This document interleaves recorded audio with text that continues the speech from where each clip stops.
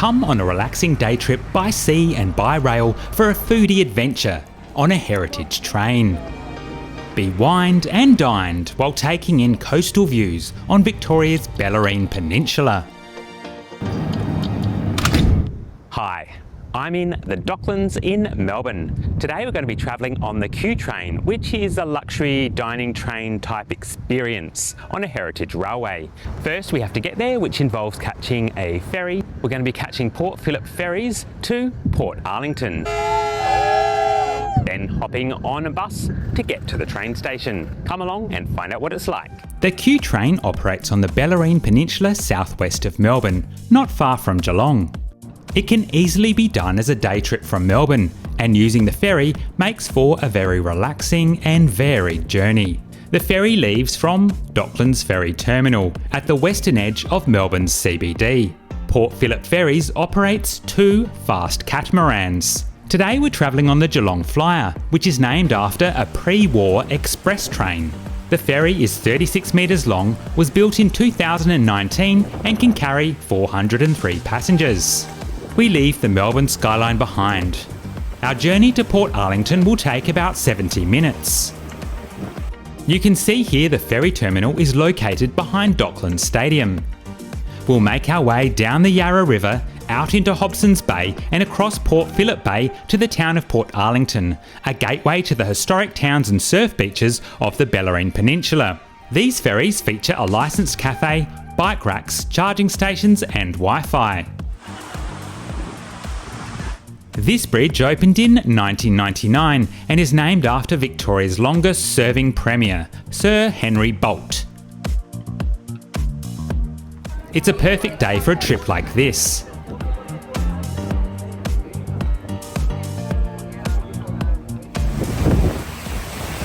The nearby Port of Melbourne is the largest container port in Australia.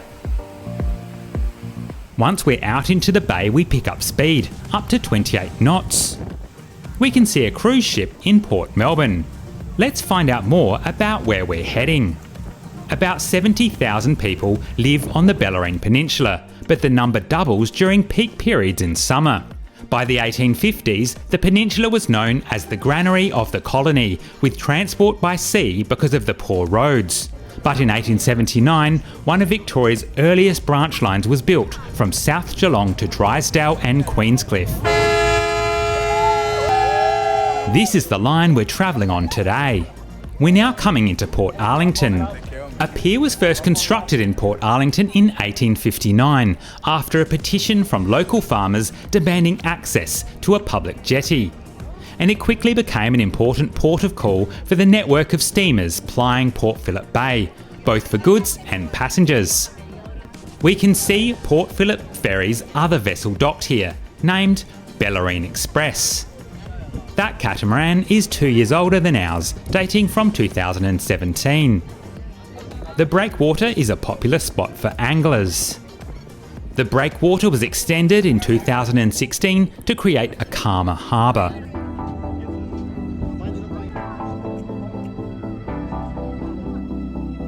From here, we'll get a shuttle bus to the town of Drysdale, the starting point for the Q train. The bus transfer is booked as a package through the Q train, but you need to buy your own ferry tickets separately. Alternatively, you can book a shuttle bus from Melbourne, Southern Cross Station, through Q train, or just make your own way to Drysdale Station. It's about a 15-minute drive from Portarlington to Drysdale. We're now arriving at Drysdale Railway Station, which opened in 1879 and was 92.5 kilometres from Melbourne by rail, or about 57 miles. Looks like there's a big tour group taking the train today. The crew check passengers' names off their list.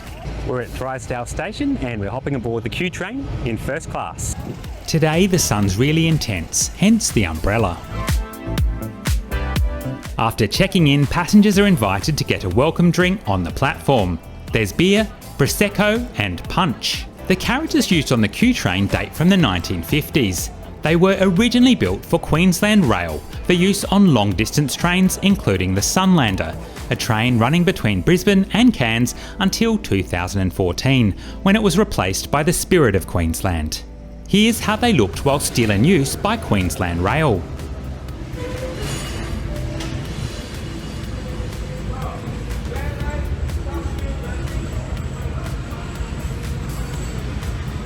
The carriages were purchased and refurbished, with the Q train launching in 2017 and marketed as a travelling restaurant.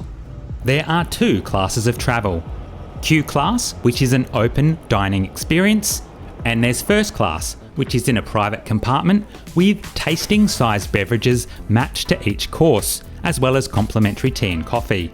We're in first class in dining car A at the front of the train. Both classes include a 5-course set menu with all food cooked in the Q train's kitchen carriage. I'm taking this trip with my cousin Sam, who you'll spot shortly. The food is sourced from local producers. Hi, Sam.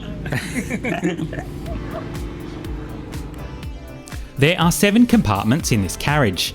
As you can probably tell, this used to be a sleeper car. In addition to the Sunlander, these carriages were used on the Inlander to Mount Isa, the Midlander to Winton, and the Westlander to Cunnamulla. The area marked Waiters Station used to be where you'd find the shower. The M series were the first steel air-conditioned carriages in service in Queensland. And here's our compartment. Originally, there would have been a fold-down bunk above the seat. The table setting includes menus for today's journey and an information booklet with details about the train and a drinks list. So this was once a sleeping compartment on the Sunlander, which ran from Cairns to Brisbane. You can choose your drink with each course, but the menu recommends particular pairings.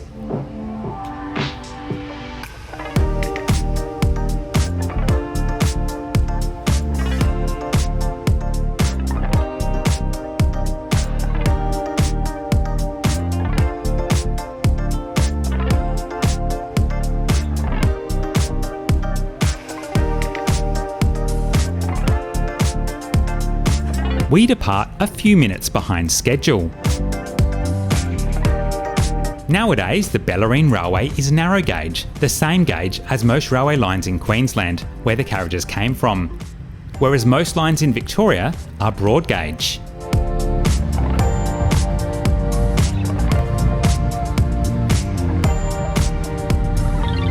Let's take a look at our route. We'll traverse grazing land as we head southeast, skirting the southern shore of Swan Bay, before arriving in Queencliff.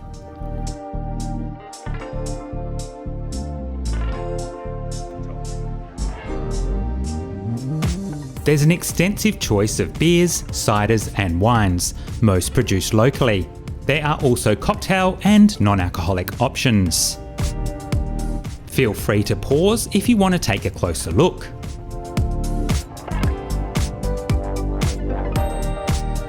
An olive farm. Oh, there you go. You're right. Olives.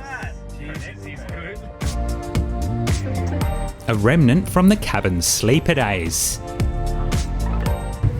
So that is served with some salmon roe there as well. And then you have a crouton that was made on board and some pickled apple as well. Thank you. You're welcome, enjoy. Here's our starter. I've chosen a Sauvignon Blanc to go with it. The train operates at a very leisurely pace. They want to ensure everyone has enough time to enjoy their food. The train averages between 12 and 16 kilometres per hour, or 8 to 9 miles per hour. All up, the return trip takes 3 hours, including a couple of stops. Drink orders are taken before each course. To go with the entree, I've chosen the Valhalla Brewing Pale Ale from Geelong. Up next, the entree. With a black garlic and miso sauce, and then there is some pickled radish there as well. Thank you.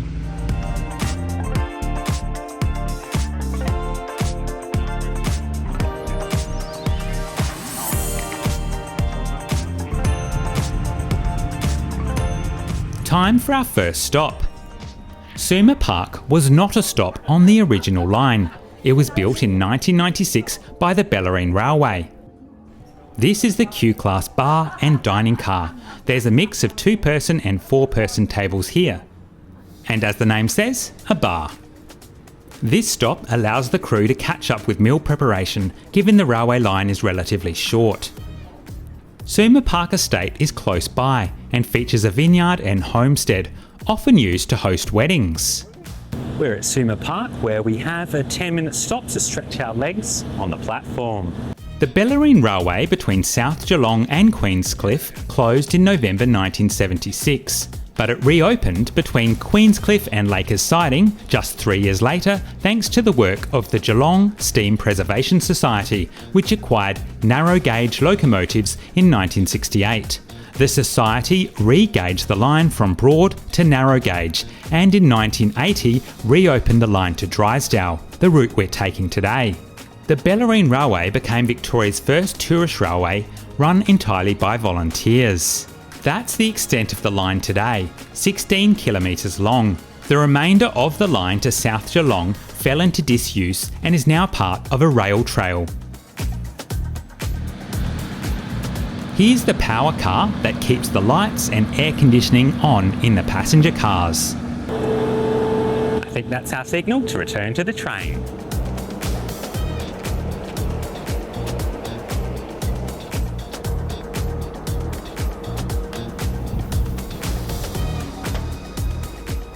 Each Q train can accommodate up to 118 guests. Seats on the Q train regularly book out, particularly in first class, so I recommend booking well in advance. We'll take a closer look at fares later in the journey. You get a better sense of what Q class is like here. Yeah.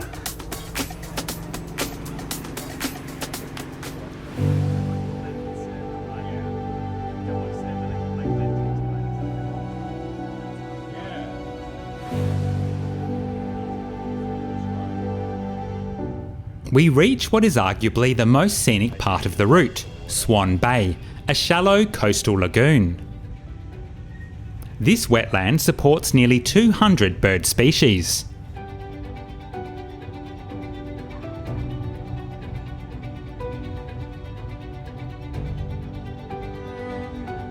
More than 3,000 black swans can be seen in the bay during summer and autumn, hence its name.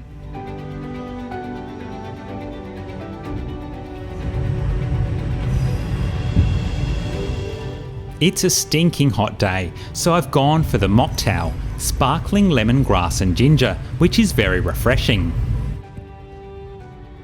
Now for Primo, or first course. Oven roasted chicken thigh here with some kipful potatoes on the side. Got it? Beautiful. You've got a chicken jus there as well, and then there's some creamy leeks as well. Thank you.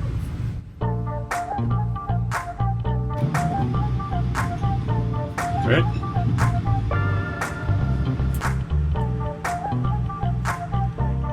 We're now approaching the terminus of the line, Queenscliff. Here we see our loco preparing to run around the train ahead of the trip back to Drysdale.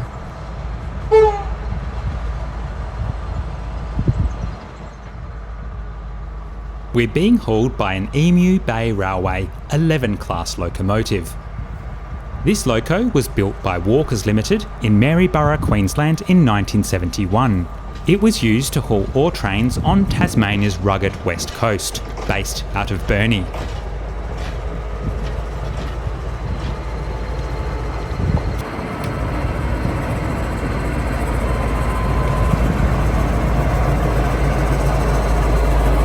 This is the original livery. EBR stands for Emu Bay Railway. I believe the loco is owned by Cairns Coranda Rail Services and leased to the Q train.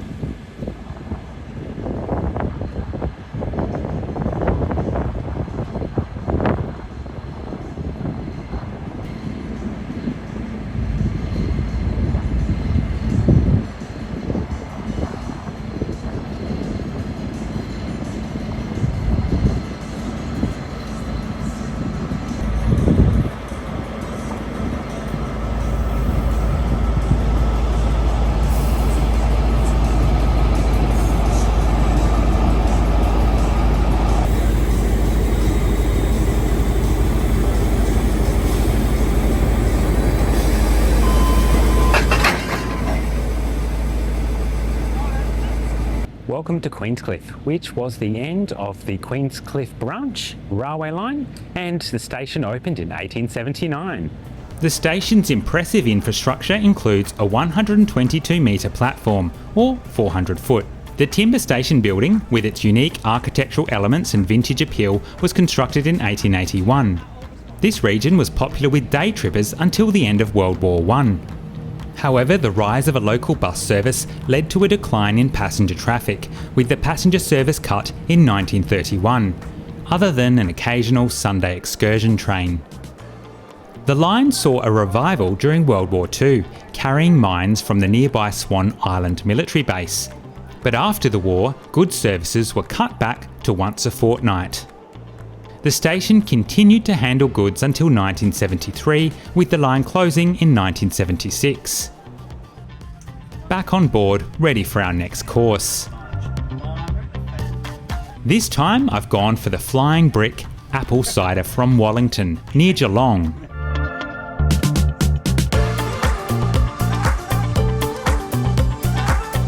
As I said earlier, our train was meant to be hauled by a steam engine, but with temperatures reaching 37 degrees, a total fire ban is in force. But thanks to Will James Railways, here's a steam-hauled service.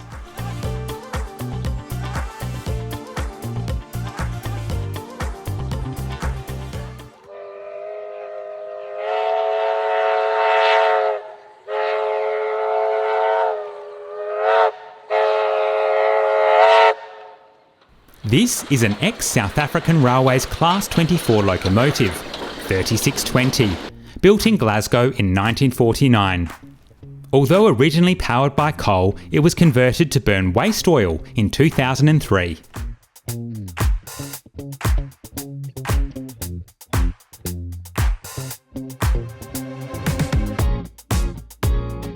And here you can get a better sense of the Bellarine Peninsula, with Queenscliff at the southeastern end and the entrance to Port Phillip Bay in the distance.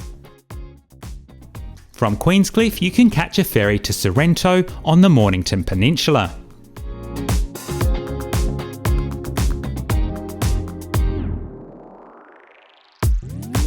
The train is now approaching Lakers Siding, which is the hub of the Bellarine Railway's heritage operations, with a large rolling stock shed, island platform and safe working office all situated within the yard limits. Steam-hauled services cost $10 more per ticket to travel on, given steam engines are more expensive to run than diesels.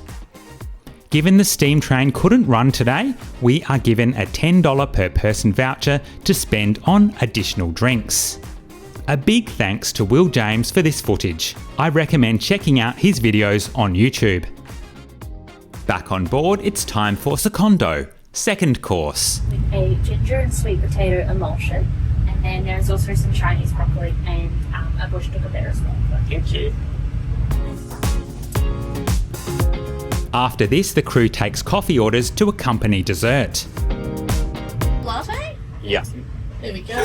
Try not to make that bang behind me. And the flat white. The crew are very friendly. We're still in the cups, yes. In addition to the latte, I've gone for the Late Harvest Riesling as my wine pairing. Here's some more steam train footage, because you can't beat a steam train.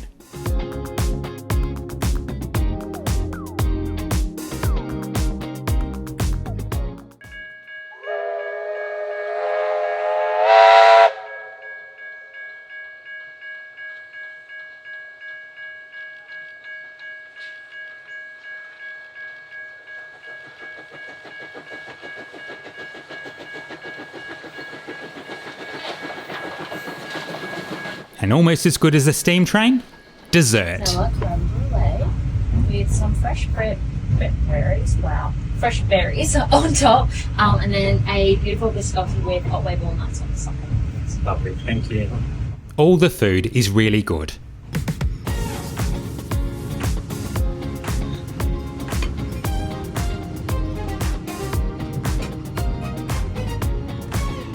The train stops here about 20 minutes so that everyone has time to finish their dessert without feeling the need to rush on arrival in Drysdale.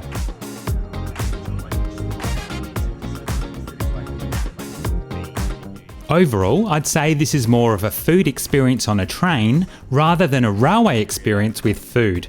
There's nothing wrong with that as long as you know that going into it. So, how much does this trip cost? At the time of editing, a trip in a first class compartment, like I'm in, costs $199 Australian dollars per person. In addition to 2-person cabins, there are private dining suites available for groups of up to 10 people. If you're in one of the open dining cars, Q class, it's $144 per person, but that means you need to buy your drinks separately. There are tables for 2, 4 or 6 people. Services operate most days excluding Tuesdays and Wednesdays. While most trains operate at lunch, there are evening dinner services on Saturdays during summer. Welcome back to Drysdale. This was a fun day out, and if you enjoy food, with some scenery on a train, I can recommend it. In my next video, more delicious onboard dining, but this time in another country. We're back in Japan and travelling on a special service with what has to be one of the best views from any train. Except it turns out I've booked a seat on the wrong train, so I don't have a valid ticket. Find out what happens. Be sure to subscribe and hit the notification bell so you don't miss it. I hope to see you then.